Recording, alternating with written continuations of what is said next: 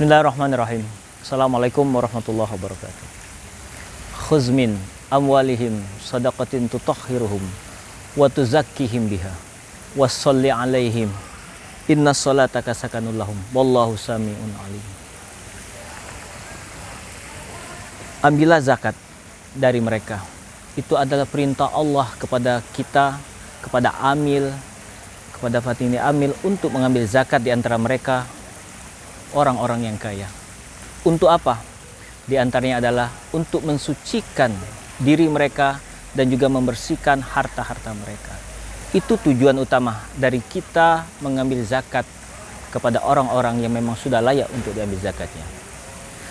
Hikmah yang lain adalah kenapa zakat itu perlu kita tunaikan, perlu diambil, perlu disalurkan, dan perlu disampaikan kepada orang-orang yang berhak menerimanya. Yang pertama adalah ad-diniyah.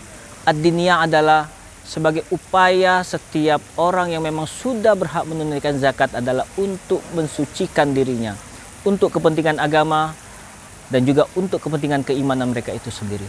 Yang kedua, al-ijtimaiyah. Salah satunya adalah supaya ada rasa sosiologis, rasa kemasyarakatan di antara orang yang menunaikan zakat dengan yang menerima zakat. Ini adalah penting, apalagi selama ini pergaulan dan sosial kemasyarakatan kita terpecah belah oleh berbagai kepentingan.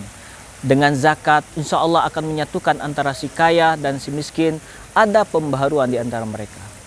Yang ketiga adalah manfaatnya sebagai usaha, sebagai pemenuhan kebutuhan hidup bagi orang-orang yang menerima zakat, sehingga kelak mereka akan bisa memperbaiki kehidupan pribadi mereka, memperbaiki kehidupan ekonomi mereka menjadi lebih baik.